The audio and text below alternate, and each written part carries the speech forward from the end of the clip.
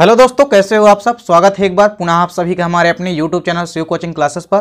दोस्तों आज की इस वीडियो हम डिस्कस करेंगे क्लास 12 बायोलॉजी एनसीईआरटी चैप्टर 13। देखिए दोस्तों, चैप्टर 13 के जितने भी इंपॉर्टेंट वस्तुनिष्ठ या एक नंबर के जितने भी ऑब्जेक्टिव क्वेश्चन है और उनके आंसर उसको हम आज की इस वीडियो में आपको बताएंगे। ठीक है, तो आइए दोस्तों सीधे वीडियो को स्टार्ट करते हैं। तो देखिए चैप्टर 13 के जितने भी इंपॉर्टेंट वस्तुनिष्ठ प्रश्न है। देखिए पहला यहाँ पे क्वेश्चन हमारा क्या है कि फोटोफिलस पौधा होता है। देखिए फोटोफिलस पौधा यानी जो प्रकाश की अधिकता में जो पौधे उगते हैं वो, तो उनमें बेसिकली उसका एग्जाम्पल क्या है। देखिए उसका एग्जाम्पल है सूर्यमुखी। ठीक है, तो सूर्यमुखी कैसा होता है या सनफ्लावर, ये एक सूर्यमुखी क्या होता है, एक फोटोफिलस प्लांट होता है। ठीक है, तो इसको आपको याद रखना है।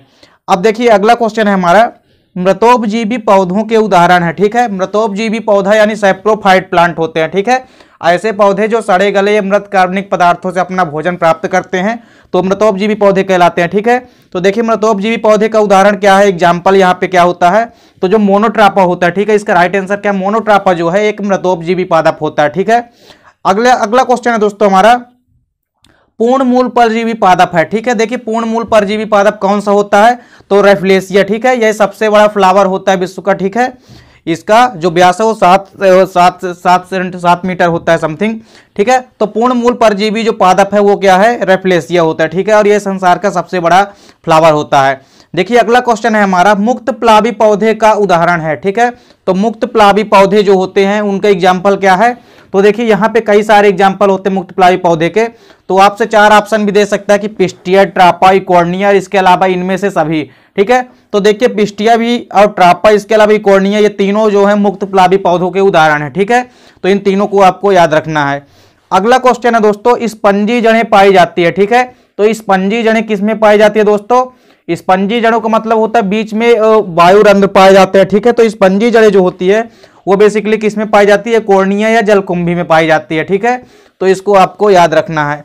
देखिए इसके बाद हमारा अगला क्वेश्चन है दोस्तों, धसे हुए वातरंध्र पाए जाते हैं। ठीक है, धसे हुए वातरंध्र, ठीक है, किसमें पाए जाते हैं दोस्तों, यानी एरिनकाइमा जो है, तो वातरंध्र किसमें पाए जाते हैं, धसे हुए, तो इसका राइट आंसर क्या है दोस्तों, मरुद्भिदी पौधे में। ठीक है, यानी जितने भी जीरोफाइट प्लांट हैं तो उनमें जो है धसे हुए वातरंध्र पाए जाते हैं। ठीक है, इसके बाद देखिए अगला क्वेश्चन है दोस्तों हमारा, जलीय पौधों का महत्वपूर्ण लक्षण है। ठीक है, देखिए जितने भी वाटर में उगने वाले प्लांट हैं, जलीय पौधे होते हैं, तो उनका महत्वपूर्ण कैरेक्टर है। ठीक है, देखिए इसका महत्वपूर्ण लक्षण क्या होते हैं, कोमल एवं श्लेष्म युक्त तना। ठीक है, जो स्टेम होता है वो कैसा होता है, एकदम से कोमल और सॉफ्ट होता है तथा श्लेष्म युक्त होता है। ठीक है, इसके बाद देखिए अगला क्वेश्चन है दोस्तों हमारा कि पौधे की वृद्धि के लिए सर्वाधिक उपयोगी मृदा है।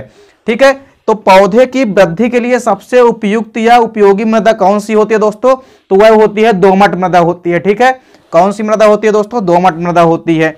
अगला क्वेश्चन है दोस्तों हमारा, श्वसन मूले या जिसको हम न्यूमेटोफोर कहते हैं वो पाए जाते हैं। ठीक है, तो श्वसन मूले किसमें पाए जाते हैं, तो इसका राइट आंसर क्या दोस्तों, दलदली पौधों में। ठीक है, जो भी दलदली पौधे होते हैं अर्थात दाल कुल के जितने भी पौधे होते हैं, ठीक है, तो उनमें क्या होती है, दलदली पौधे या श्वसन मूले या न्यूमेटोफोर्स क्या होते हैं, प्रेजेंट होते हैं या पाए जाते हैं। अगला क्वेश्चन है दोस्तों, मैंग्रोव पौधे के उदाहरण। ठीक है, देखिए मैंग्रोव पौधे कौन होते हैं, जो दलदली पौधे होते हैं, तो इसके एग्जांपल हैं कई सारे यहाँ पे। तो देखिए राइजोफोरा भी क्या है, एक मैंग्रोव पौधा है।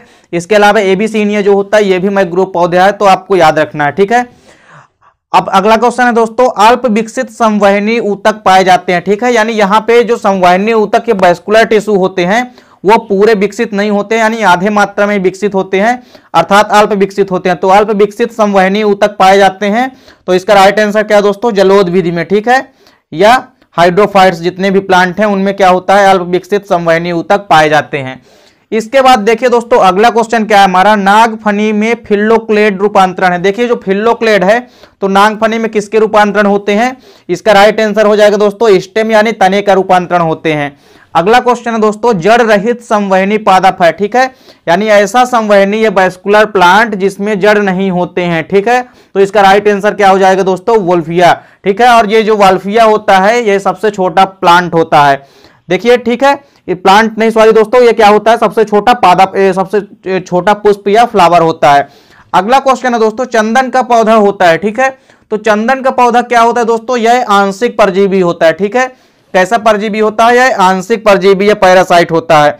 अगला क्वेश्चन है दोस्तों, शैवाल और कवक मिलकर बनाते हैं, ठीक है। तो शैवाल यानी जो एल्गी होते हैं और फंजाई आपस में मिलकर के क्या बनाते हैं, लाइकेन का निर्माण करते हैं, ठीक है। अर्थात लाइकेन में हम कह सकते हैं कि शैवाल और कवक दोनों मिले होते हैं और दोनों ही एक दूसरे को लाभान्वित करते हैं, ठीक है। अगला क्वेश्चन है दोस्तों हमारा, इकोलॉजी जो शब्द है, ठीक है, जो इकोलॉजी टर्म है इसका प्रयोग सर्वप्रथम किया, ठीक है, सर्वप्रथम किसने किया इकोलॉजी जो टर्म है इसका प्रयोग, तो इसका प्रयोग सबसे पहले हीकल नामक साइंटिस्ट ने किया था, ठीक है। और वहीं यदि इकोलॉजी, ठीक है, इकोलॉजी शब्द की यदि बात करें तो हीकल ने किया। वहीं यदि इकोसिस्टम यदि आपसे पूछता है तो इकोसिस्टम की का शब्द का प्रयोग सर्वप्रथम किसने किया, तो एजी टेंसले ने किया था। तो इन दोनों को आपको याद रखना है, ठीक है। अगला क्वेश्चन है दोस्तों, पौधे जो बहुत कम प्रकाश की तीव्रता में उगते हैं क्या कहलाते हैं, ठीक है। यानी ऐसे पौधे दोस्तों जो बहुत कम प्रकाश की तीव्रता में उगते हैं वो क्या कहलाते हैं, वो छायाप्रिय पौधे कहलाते हैं, ठीक है, अर्थात छायाप्रिय पौधे कहलाते हैं। अगला क्वेश्चन है दोस्तों, काष्ठीय आरोही पौधों को क्या कहा जाता है, ठीक है।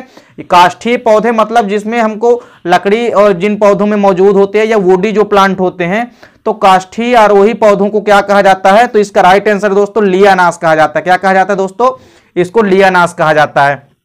अगला क्वेश्चन है दोस्तों कि वर्मिंग नामक साइंटिस्ट जो हैं, वर्मिंग ने जल संबंधों के आधार पर पौधे के कितने समूह बताए हैं, ठीक है। तो वर्मिंग ने जो जल संबंध है उनके आधार पर 3 समूहों में पौधों को विभाजित किया था। अगला क्वेश्चन दोस्तों, जाति बहुरूपता का एक उदाहरण दीजिए, ठीक है। तो जाति बहुरूपता यानी कई सारी जिस जाति की बहुरूपता है प्रेजेंट होती है, ठीक है, यानी जिस जीव या जाति या पौधे की हम कह सकते हैं कि उसकी बहुत सारी स्पीसीज हैं, ठीक है, और कई रूपों में मिलती है, तो उसको ही जाति बहुरूपता कहते हैं। तो जाति बहुरूपता का एक उदाहरण यहाँ पे देखिए, सबसे बढ़िया इसका एग्जाम्पल है मधुमक्खी, ठीक है, यानी जो हनी बी है यह इसका बहुत बढ़िया एग्जाम्पल है। कई सारी जातियां इसकी मौजूद है, ठीक है, बहुत सारी रूपों में मौजूद होती है। अगला क्वेश्चन है दोस्तों, एक ऐसे जंतु का नाम लिखिए जो कि अपने अंडे को दूसरे जंतु के घोंसले में देता है, ठीक है। तो ऐसे जंतु का नाम बताना या एनिमल्स का जो अपने अंडे को अपने दूसरे जंतुओं के घोंसले में देता है, ठीक है। तो इसका राइट आंसर क्या हो जाएगा दोस्तों, कोयल, ठीक है, या कुक्कू। देखिए अगला क्वेश्चन है दोस्तों हमारा, सहजीविता का एक उदाहरण लिखिए, ठीक है। सहजीविता या सिम्बियोटिक जो भी प्लांट होते हैं तो उनका एग्जाम्पल क्या है दोस्तों, तो लाइकेन है, ठीक है। तो लाइकेन बेसिकली क्या होता है, सहजीवी होता है जिसमें कि एल्गी और फंजाई आपस में मिलकर के क्या बनाते हैं, सहजीवी के रूप में जीवन यापन करते हैं। अगला क्वेश्चन है दोस्तों हमारा, लैंगिक द्विरूपता का एक उदाहरण दीजिए, ठीक है। तो लैंगिक द्विरूपता यानी कौन सी ऐसी एनिमल्स है जो लैंगिक द्विरूपता यानी 2 रूपों में मौजूद होती है, ठीक है। तो मधुमक्खी या हनी भी जो होती है ये लैंगिक द्विरूपता प्रदर्शित करती है। अगला क्वेश्चन है दोस्तों, एक उभयचर पौधे का नाम लिखिए, ठीक है दोस्तों। ऐसे पौधे जो उभयचर होते हैं बेसिकली, ठीक है, या एम्फीबियंस प्लांट जो होते हैं, ठीक है, इसका आंसर क्या हो जाएगा दोस्तों, रैननकुलस क्या है, एक उभयचर या एम्फीबियंस प्लांट है। अगला क्वेश्चन है दोस्तों, मृदा निर्माण क्या कहलाता है, ठीक है। तो मृदा के निर्माण को क्या कहते हैं दोस्तों, तो इसको हम कहते हैं मृदा जनन या पेडोलॉजी कहते हैं, ठीक है। अगला क्वेश्चन है दोस्तों, पौधे के देखिए अगला क्वेश्चन है दोस्तों, किन पौधे में मूल गोप का अभाव होता है, ठीक है। जो मूल गोप होते हैं पौधे के निचला भाग जो सबसे होता है, जड़ के निचला भाग जो होता है वो मूल गोप कहलाता है। तो बेसिकली जो मूल गोप होता है दोस्तों, तो किस पौधे में क्या होता है, इसका अभाव होता है, ठीक है। तो इसका राइट आंसर दोस्तों जलोदविद। तो जितने भी जलोदविद प्लांट हैं या हाइड्रोफाइट्स प्लांट है उनमें जो है मूल गोप का अभाव होता है। अगला क्वेश्चन है दोस्तों, पौधे के लिए उपलब्ध जल का प्रकार है, ठीक है, यानी पौधे बेसिकली किस जल का यूज करते हैं दोस्तों, तो इसका राइट आंसर क्या है, केशिकीय जल का यूज करते हैं, ठीक है, यानी कैपिलरी जो वाटर होता है उसका ही पौधे जो है अधिक मात्रा में यूज करते हैं। अगला क्वेश्चन है दोस्तों, किसी एक मैग्रूव पौधे का नाम लिखिए, ठीक है। ऐसे किसी एक मैग्रूव प्लांट का नाम लिखना है, ठीक है। तो इसका राइट आंसर क्या दोस्तों, राइजोफोरा, ठीक है। मैग्रूव पौधे यानी जो दलदली भूमि में जो पौधे उगते हैं, ठीक है। तो हमने आपको पहले ही बता चुका कि जो दाल कुल के पौधे हैं, ठीक है, तो जैसे राइजोफोरा है तो मैग्रूव पौधों में पाया जाता है उनकी जड़ों में। अगला क्वेश्चन है दोस्तों, मुक्त प्लावी पौधे के उदाहरण हैं, ठीक है।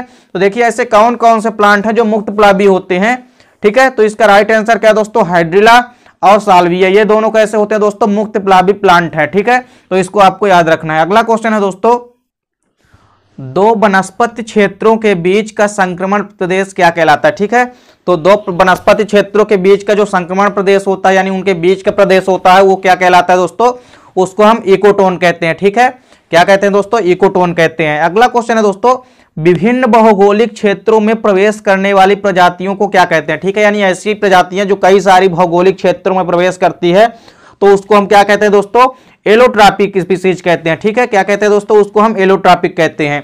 तो इसको आपको याद रखना है। अगला क्वेश्चन है दोस्तों, जो कीट भक्षी प्लांट होते हैं, ठीक है, तो कीट भक्षी पौधों के नाम लिखने, ठीक है, ऐसे पौधों के नाम लिखने जो कीटों का भक्षण करते हैं अपने भोजन के लिए, ठीक है। तो इसका राइट आंसर क्या दोस्तों, ड्रोसेरा हो गया, यूट्रिकुलोरिया, ठीक है। इसके अलावा क्या दोस्तों, एक घटपर्णी भी होती है। तो ये क्या है दोस्तों, ये कीट भक्षी पौधे के एग्जाम्पल हैं।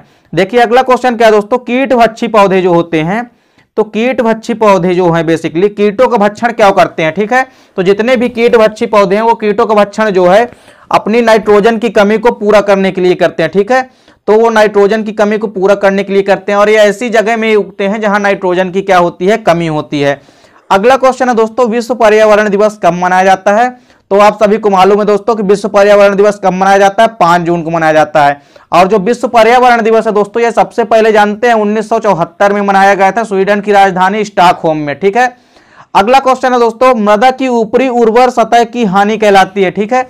तो मृदा की जो ऊपरी उर्वर सतह होती है, तो मृदा की ऊपरी उर्वर सतह की जो हानि होती है वह भूक्षरण कहलाती है। क्या कहलाती है दोस्तों, भूक्षरण कहलाती है। तो इस प्रकार दोस्तों उम्मीद करता हूं कि चैप्टर 13 के जितने भी इंपॉर्टेंट वस्तुनिष्ठ प्रश्न आंसर हैं वो आपको समझ में आ गए होंगे, ठीक है। तो दोस्तों यदि वीडियो आपको अच्छी लगे तो लाइक और कमेंट कीजिए, साथ ही साथ दोस्तों के बीच शेयर कीजिए। मिलते हैं दोस्तों नेक्स्ट वीडियो में, तब तक के लिए जय हिंद, वंदे मातरम।